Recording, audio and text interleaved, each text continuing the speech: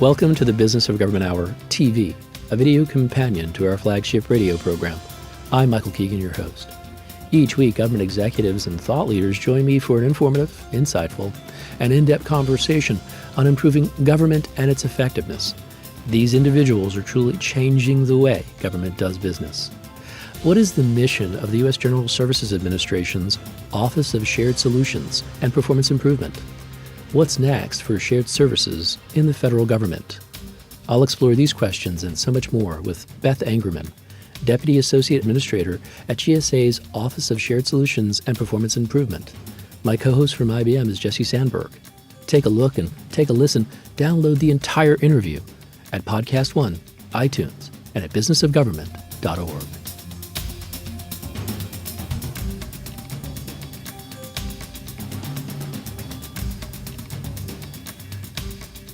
Beth, what is the mission of GSA's Office of Shared Services and Performance Improvement? What prompted its creation? And what are some of the benefits of merging the Unified Shared Services Management Office and the Office of Executive Counsels? So I'm going to tie the mission of our organization to what has been released from the administration and the President's Management Agenda, which I think is a really effective document on how we're going to, as a government, move the needle on having a more efficient management structure. Our organization, the OSSPI, or the Shared Solutions Performance Improvement Team, is really dedicated to helping promote the President's Management Agenda and execute toward it. And what we really quickly realized in USSM, the Unified Shared Service Management Team, was only about 2 years old when we realized, you know what, this could actually be a better team in trying to move the mission of shared services forward if we actually align to the stakeholders in government who are going to be accountable for doing the work. And those stakeholders are the C-suite. It's the chief information officers and the chief financial officers and the Performance Improvement Council and the President's Management Council. So it really made sense, and I think everybody needs to always be thinking about how you can make your organization more efficient. And what we said was, you know what? Let's bring these teams together. Let's make sure that the stakeholders who are really accountable for execution of this are working with the people who are thinking through the strategy for implementing the PMA so that we're getting all of the right input early and we're getting it often. And we're all continuously focusing on the same kinds of problems so that we can stay really committed to the priorities in the PMA. So our office really does help support from a strategic perspective on how we will execute the President's Management Agenda. We have a really strong engagement strategy, of course, with the C-suite councils, and we operate those councils in support of OMB as well. And we're working closely with agencies as well to really help connect the strategy and the plans for how we're going to do the PMA to the folks who are really out there in the field, kind of being held accountable for moving their organizations in the right direction. So I know your leadership role at USSM, you were the evangelist. And out there sort of talking about what is it and what are we going to do. And how has that changed now? Are we beyond the what is it? Are we more about the how to do it? How do you define your role? It depends on the audience, right? So if I'm talking to my family who lives in the Midwest, we're probably still at the what is it phase. So I'd like to start there for their benefit. And that is, and I think about shared services and I liken it to like, how do we live our everyday lives, right? Yesterday I was at an event and I said, how many of you have ever hired a service to come cut your grass? Right? How many of you have ever thought about getting your groceries delivered? And that's really work that when you think about how you want to spend your time, you think strategically and you say, you know what, I don't have a lot of time to cut my grass. This is something that I am willing to pay for because these people know how to cut my grass. And I'm going to hire them to do it because I'm going to go do these other things that are probably, I'm going to spend time with my kids, right? Or I'm going to go spend time with my other family, or I'm going to go do mission work, right? Or volunteer, or whatever is more important to you, you have more time to do. So if you liken that to what we're trying to do in the government, we're thinking about the things that are common enough that someone else could do them for an agency so that they can go do more of what their mission is. And they can be less focused on things that really are, if you use the term in the PMA, the lower value work. So they can shift more work to the high value work. So I think that to that audience, I hope that helps explain what we're trying to do. And we know that where those opportunities are, or in some of the administrative areas, right? Human capital, hiring people, finance, doing accounting, acquisition, right? There are so many things there that if you were to ask an agency, they would say, you know what, my agency and that agency and that agency, we kind of do all of those things the same way. There are always nuances, right? But for the most part, we're probably about 80% the same. So how do we come together to try to get scale? And then if I'm talking to my family in the Midwest, I say scale is important to you because that's a better use of your taxpayer dollars. Mm-hmm. Do we need 108 time and attendance systems in the federal government? And if I were to tell you that your taxpayer dollar, your hard-earned dollar was going to pay for 108 time and attendance systems, I would think that you'd be pretty upset. We're trying to change that. And that's what this space is giving us an opportunity to change that. That's excellent. So, given your new role and your portfolio, what would you say are your top management challenges you face, and how have you sought to address those challenges? So it's been really interesting, especially in the last year or so, because I think the idea, some people told me when I took the job to come stand up USSM at the end of the last administration, and they said, why would you do this? Are you crazy? Your risk appetite is off the charts because you don't know if the new administration is going to care about shared services. And you're going to go stand up an office that for the first time ever tries to look at shared services across all of these, the whole government, and all across all of these lines of business. And I said, you know what? It matters. It's the right thing to do. And if it turns out that it's not a priority, we'll figure out what else to do because something will be a priority. And so I think managing risk has been a really interesting journey over the last couple of years. What I've observed, though, is, and this is going to sound a little bit like I'm talking out of both sides of my mouth, so forgive me, but what I've observed here is culture. Culture is a management challenge at every single level of the government, but it's also a management challenge outside of government, right? Change is hard. Change is hard for people. It's not about IT being hard. It's not about, the process. It's just about thinking differently about what I do every day and helping people understand that change doesn't necessarily mean that their value is no longer there. It means we can redefine value. Mm-hmm. And I think that's a really big and important lesson. And this change management effort and the culture goes so deep in these organizations that it really does require leadership.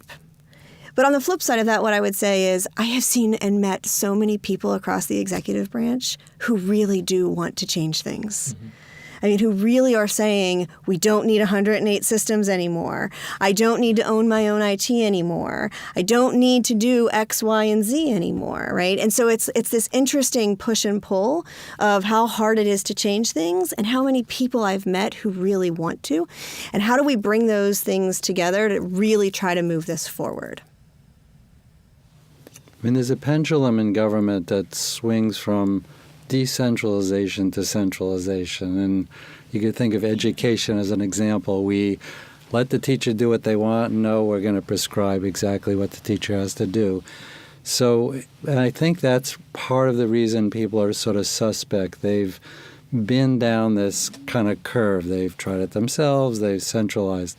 How do you define shared services as that spot, I call it the sweet spot between them, where people are innovative, but we're going to centralize some of the processes? So centralization for me in the way that we've defined it in the PMA is this is a thing that everybody does that is so standard that it makes sense for it to be done in one place by one agency. So some examples are like the Treasury Department, for the most part, makes all of the payments, right, for the federal government. We don't have other agencies out there with their own payment systems, right? We have centralized that. And by doing so, it's a standard process. There's a standard set of data, and there is, a standard set of technology to support it. Same thing in OPM, processes all retirements, right? That is something that is OPM's mission to do, and it is very standard. And the other kind of nuance might be if the thing is so unique to government that we only really want to invest once in it, right? There might be an opportunity there for more standardization as well and centralization. On the flip side, to your point, Jesse, it's where do we have things that we know we all are, it's pretty common. Maybe it's more at the 80% mark than the 99% mark. And there's opportunity for competition, right? There's actually opportunity to have multiple solutions in place. Again, not 14, sure, right? But some, so that agencies maybe have solutions that meet the complexities of their agencies. The mission of DHS and HHS and labor and OPM, they're just vastly different, right? And so there might be solutions that we need for some of these really large, complex agencies that don't necessarily we need for some of the more, the less complex agencies. And so we need a marketplace that allows for those variations. And I think that's the sweet spot for the shared services. And I also think it's not just about technology, it's about processing too, right? It's about kind of the routine work that people are doing and where do we have opportunities there to centralize that as well. So, I was wondering, you've provided wonderful context around the subject matter. And you gave us a nice understanding of the mission of your new office. But if I was to ask you, what are your top 3 priorities going forward? What are they for the office? So broadly, it is to continue to support the execution of the PMA. And there are 14 CAP goals, or cross-agency priority goals, in the President's management agenda, of which we are really helping to lead on several of them. Obviously, we have a pretty dominant role with the shared service goal, with sharing quality services goal. But we're supporting OMB and other agencies, other lead agencies, in several of the other goals as well. So my first priority is to continue to stay focused and execute on the goals for which we're supporting. The second one I would say is to, and we're as I mentioned, we're already doing this, is to move out of we've got a strong framework and we've got a strong plan phase and start to move into execution. Mm-hmm. So you can see in the cross-agency goals where we have some very deliberate milestones that we are trying to meet, which will help to stand up what this marketplace needs to be so that agencies can actually start moving toward it. And we want to make sure that we are creating that marketplace in a timely way, that it aligns to when agencies are actually going to need services or new systems, right? So it's about partnering with industry as my second thing, and then as my third kind of key priority, I would say it's all about also supporting the agencies in this.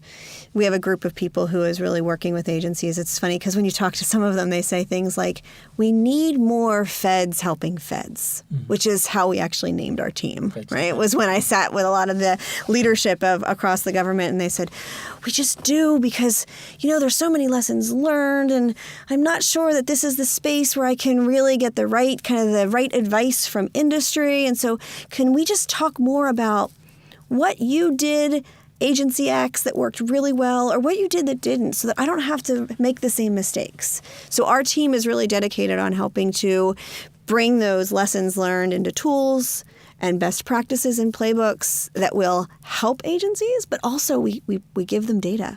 We actually take their own data, give it back to them and say, you know what, agency, this is an opportunity for you, right? This is a great opportunity for you to make a choice to modernize this particular function, and here's the data that really helps make the case for it. And so that kind of connection between the policy making and the doers who are actually out there trying to implement, I think is a really important part of my office. So, Beth, I often ask my guests about, the use of collaboration and partnership to achieve mission results. And so, you've kind of hinted a couple of ways, if not just directly stated it, but I wanted to get a sense of, for the future, how do you think you're going to be leveraging partnerships and using collaboration to achieve the mission of your new office? So we talked about the role and the relationships with the executive councils. We obviously have a really good relationship with the Office of Management and Budget and with the GSA leadership. I think that the one that we're really continuously trying to invest in is the one with industry. Okay. Because we want to make sure we're sending a signal that, look, government's going to be thinking differently, but we need industry to think differently too. This is not the same old way that we thought we were going to do it, right, 20 years ago. It's different. Everyone should be a little bit uncomfortable right now because that's the only way you're making a difference, right? So if you are a little uncomfortable in your industry, then I feel like I've done my job well.